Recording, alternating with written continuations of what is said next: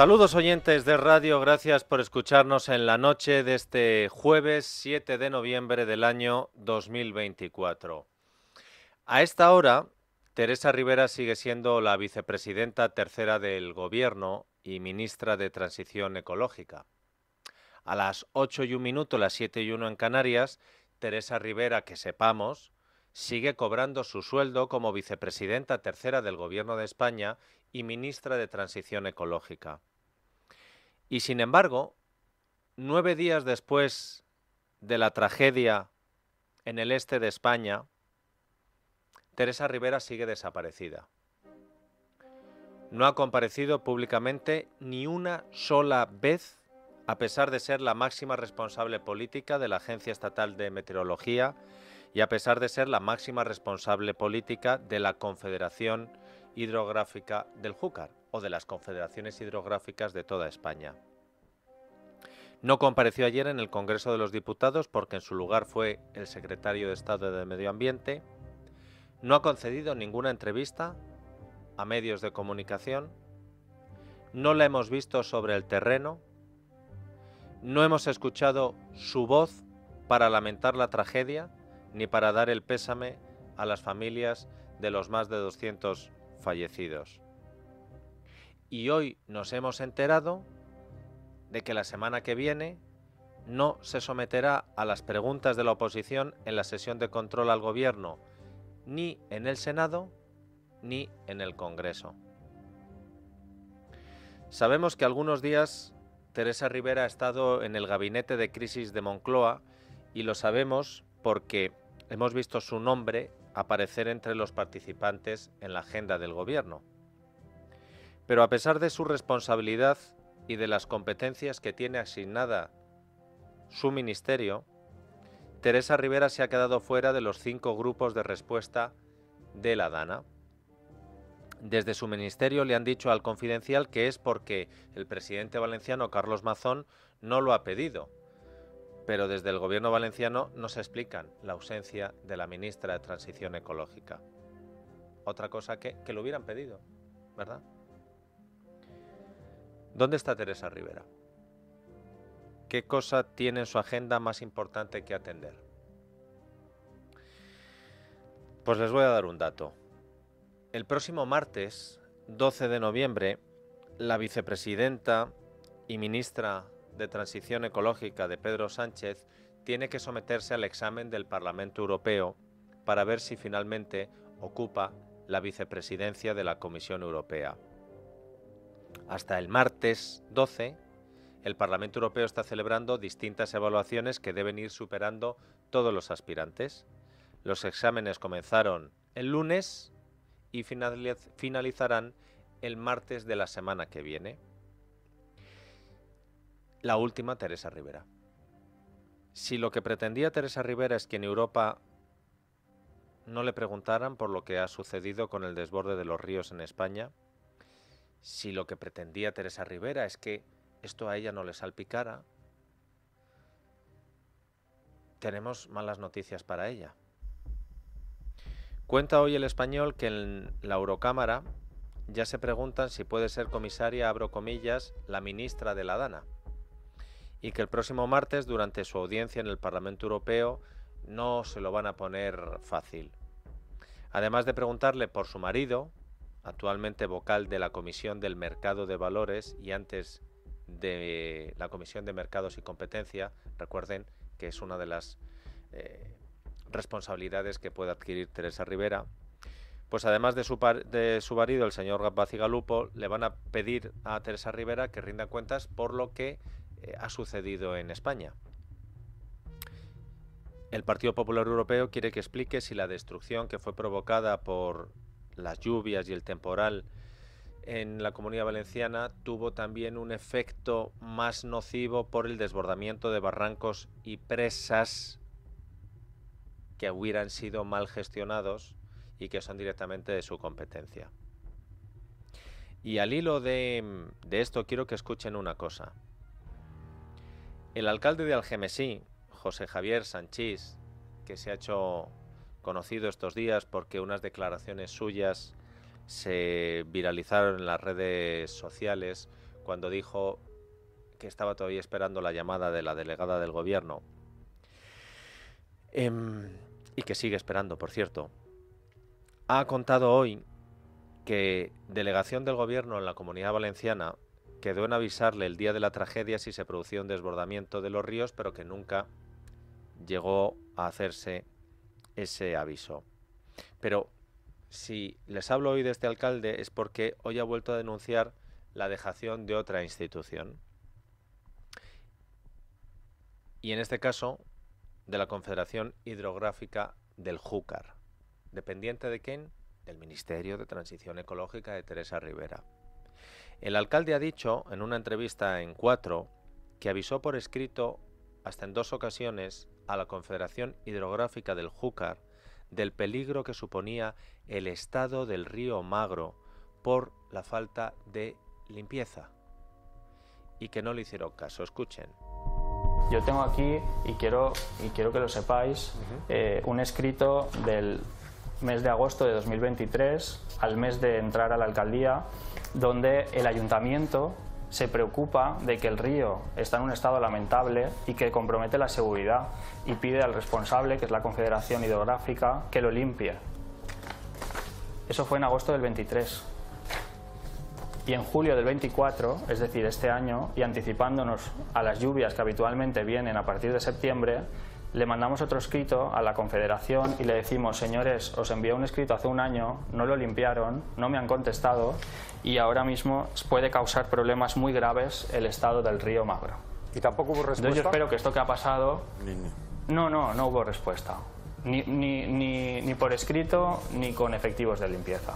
Entonces yo espero que esto sirva para que cuando todo esto pase cada uno asuma las competencias que tiene, porque lo que no puede ser es que nos aboquen a los ayuntamientos a hacer lo que nos toca, lo que no nos toca y a preocuparnos de lo que nos toca y de lo que no nos toca, cuando los medios, los recursos y los grandes presupuestos están en administraciones superiores, no en las últimas entidades que son las locales.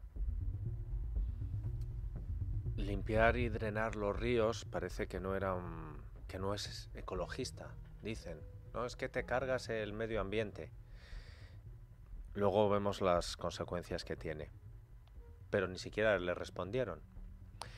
Y sobre por qué no le respondieron a este alcalde, Teresa Ribera, máxima responsable política de las confederaciones hidrográficas, no tendrá que dar explicaciones el miércoles en el Congreso porque, como el día anterior se examina en Bruselas para ver si se hace vicepresidenta europea, debe ser demasiado estrés para ella acudir al día siguiente al Parlamento. Estamos todavía pendientes de saber si Teresa Ribera el 11 y el 12 de noviembre, o el 11 y a lo mejor el 12, o un ratito, va a estar en la cumbre del clima en Azerbaiyán, que es lo que ya faltaba, que para ir a la cumbre del clima de Azerbaiyán, Teresa Ribera sí siga siendo vicepresidenta del gobierno y ministra de Transición Ecológica. Les digo esto porque Sánchez tampoco estará en el Parlamento, bueno, al Senado es que no va desde hace no sé cuántos meses, porque estará en Azerbaiyán en esa cumbre. El ministro de Presidencia, Félix Bolaños, también parece ser que se va a borrar de la sesión de control al gobierno. En este caso no sabemos por qué. Y al final va a ser el ministro de Política Territorial, Ángel Víctor Torres, el que tenga que dar explicaciones de lo que ha pasado con el temporal.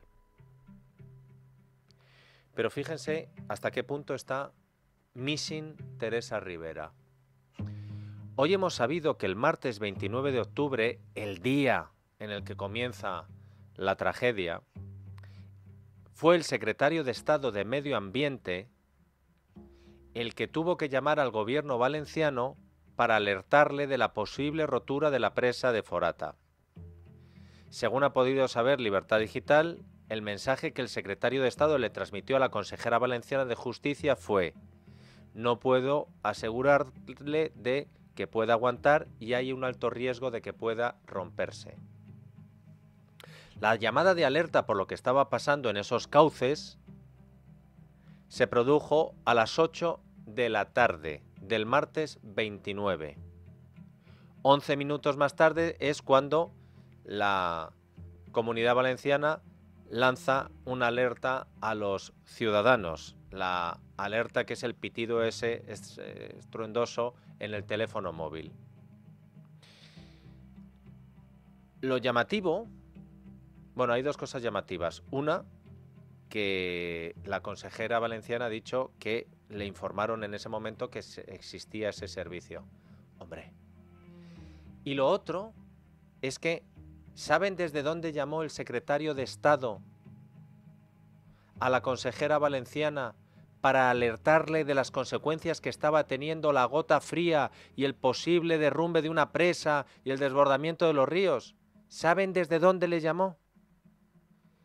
Desde Cali, Colombia. Porque el secretario de Estado estaba en una cumbre en Cali. Y yo no critico que el secretario de Estado estuviera en una cumbre en Cali. Digo que es un poco raro que tenga que ser el secretario de Estado desde Colombia el que llame a Valencia para decirle a la consejera, oye, que hay riesgo de que una presa se rompa y mira lo que está pasando con el desbordamiento de los ríos.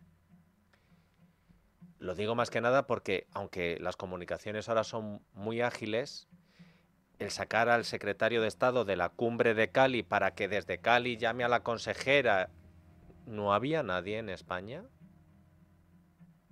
Bueno, Teresa Rivera sí estaba en España ese día. El 4 de octubre de 2014, 4 años antes de ser nombrado presidente del gobierno por el Parlamento en una moción de censura, le preguntaron a Pedro Sánchez en una entrevista en el diario El Mundo, ¿qué ministerio sobra? Si usted fuera presidente, ¿qué ministerio desaparecería? El entonces secretario general del PSOE respondió, sobra el Ministerio de Defensa. Visto lo que hemos visto en estos días y toda la gestión posterior, y quién se necesitaba y quién sobraba, el ministerio que sobra, o al menos el que está el primero de la lista, es el de transición ecológica. Porque si en un momento de crisis como el del martes 29 de octubre tiene que ser el secretario de Estado el que desde Colombia le dé la alarma a Valencia, y si en esta crisis que se está viviendo y en los 8 días siguientes a ese martes 29 la ministra no ha aparecido, no ha dicho una sola palabra, está claro que sobra el ministerio, porque con una Secretaría de Estado o con una Dirección General bastaría. ¿Saben cuántas sesiones de control al gobierno ha habido en septiembre y octubre? 13. ¿Saben en cuántas ha estado presente Teresa Rivera? En 3. Y luego dice la portavoz del gobierno, Pilar Alegría, que lo de Ayuso no yendo a visitar a Pedro Sánchez a la Moncloa era absentismo laboral.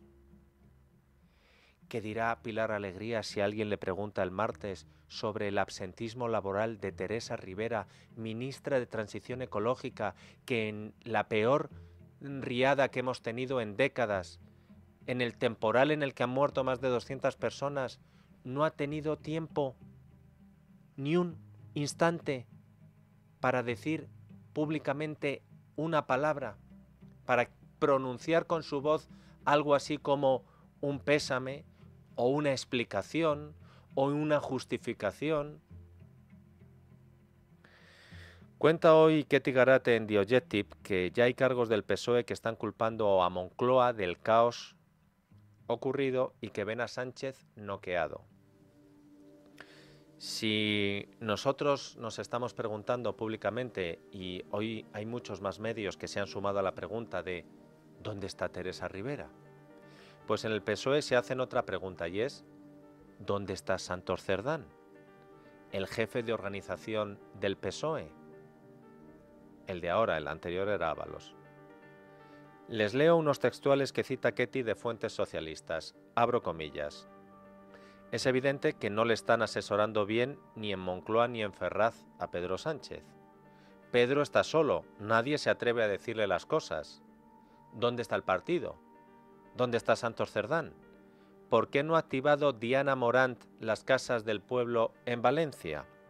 Somos el único partido con una sede en cada pueblo. Para eso está el PSOE. ¿Qué es eso de suspender la comunicación en un momento de crisis? Lo que hay que hacer en esos momentos es informar, no desaparecer.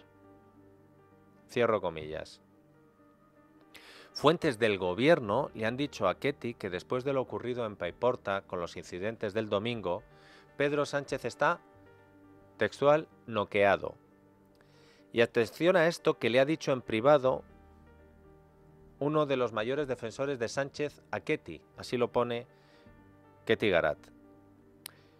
Cuando le vi darse la vuelta en Paiporta pensé, estamos muertos.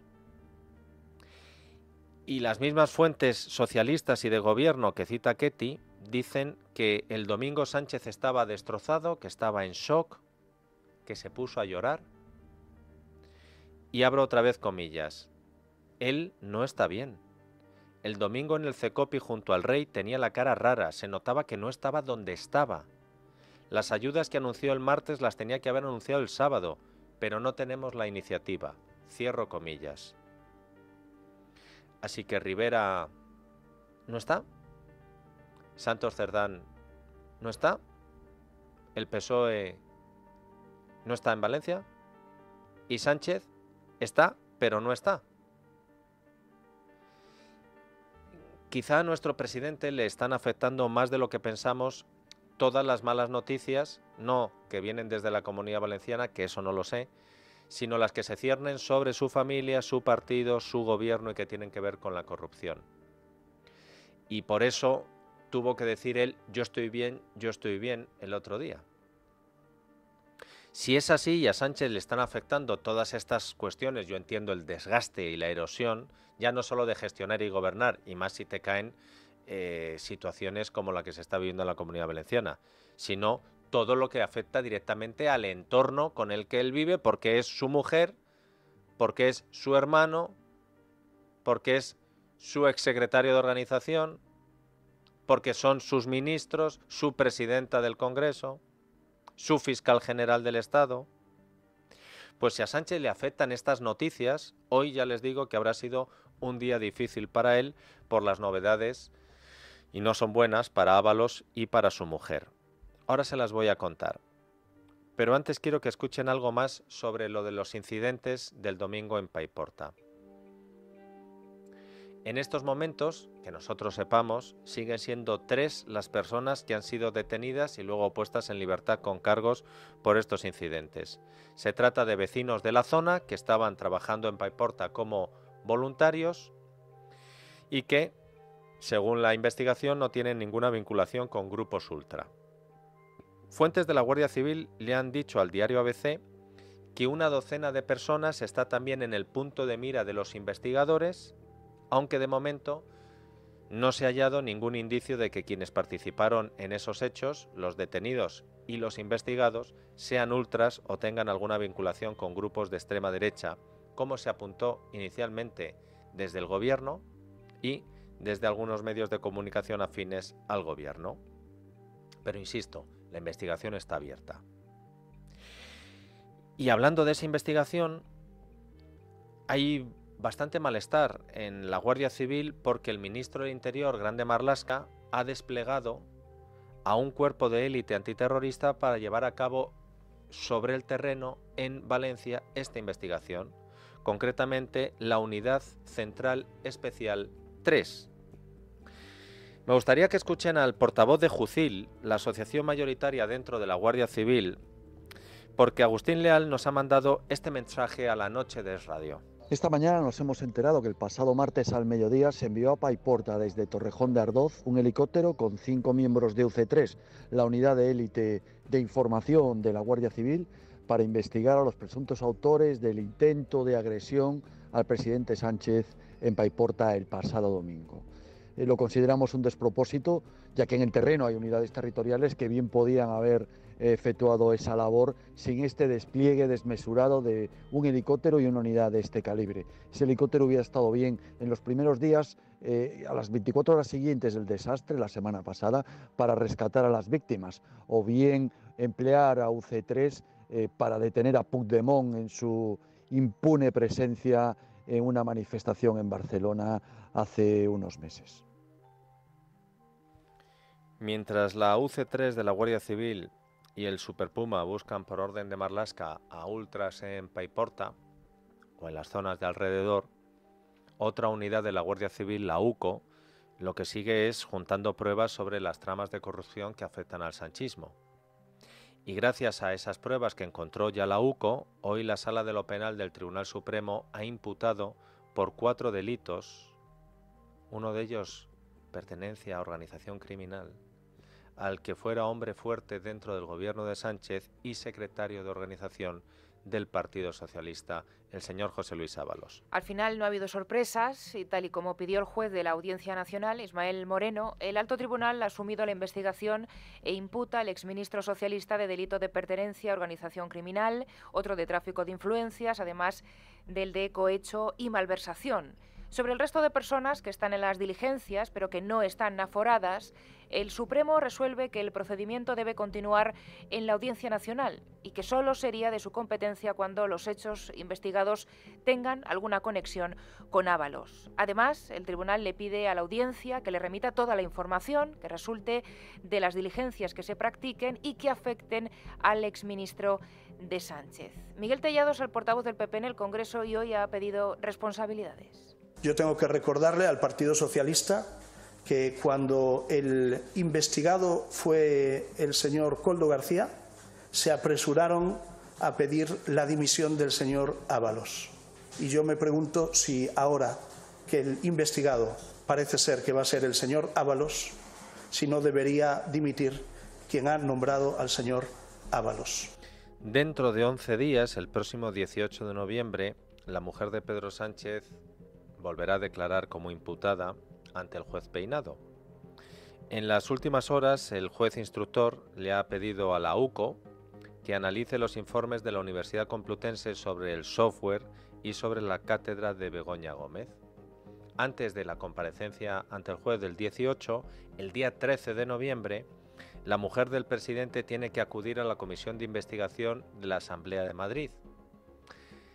Y esperemos que a ella sí que la puedan localizar para que comparezca, no como a Javier Hidalgo. Hoy a las 15:30 se ha retomado en el Senado de ITER la comisión de investigación de la trama socialista de las mascarillas y uno de los comparecientes al que esperábamos ver allí era el ex CEO de Globalia, a Javier Hidalgo. Anoche les contamos que, como desde el 10 de octubre que se decide llamarle, ha sido imposible localizarle para entregarle la notificación, que el Senado ha decidido aplazar su comparecencia hasta que consigan dar con él. El Senado ha pedido además colaboración a 3 ministerios para encontrarle, uno de ellos exteriores, por si pudiera estar fuera de España. En su momento, cuando tampoco se logró localizar a un exalto cargo del Ministerio del Interior ni al propio Koldo, Grande Marlaska dijo que él estaba dispuesto a ayudar en lo que hiciera falta para que esas notificaciones lleguen a los comparecientes, pero a fecha de hoy, a día de hoy, no hay noticias de que Interior se esté moviendo para localizar a Javier Hidalgo. Dice Diogetic que ha hablado con el entorno de Javier Hidalgo y que el empresario no tiene ningún problema en asistir a esa comisión de investigación, que la cuestión es que nadie le ha hecho llegar ninguna citación. ¿Y no será porque no te encuentran? A lo mejor, ya que lo sabes, puedes acercarte tú, ¿no? Si tienes interés. No sabemos exactamente dónde está Javier Hidalgo. Pero si es fácil localizar a Javier Hidalgo o a su abogado para darle la citación, alguien no ha cumplido con su trabajo. Y si es difícil, es que Hidalgo no lo está poniendo fácil. El pasado mes de octubre, el presidente de esa comisión de investigación, el popular Eloy Suárez, explicó que el Senado notifica las comparecencias a través de los domicilios que les facilita la Policía Nacional. Fue el día en el que Marlaska dijo que Interior no tiene nada que ver de cuándo se localiza o no se localiza un compareciente. Hombre, pero es que el que faltaba era el secretario de Estado de Interior. Si te enteras que no lo han localizado, lo mismo le puedes decir, chico, pásate por allí que dice el portero que le has dado orden de no coger ningún papel a la Policía Nacional. A las 9 en punto de la noche, es decir, en 34 minutos, Libertad Digital va a publicar una noticia importante sobre Delcy Rodríguez, el comisionista Aldama y la empresa de Javier Hidalgo. Cuando ustedes escuchen la noticia, a lo mejor entienden que Hidalgo pueda que no tenga tampoco muchas ganas de que le pregunten en el Senado.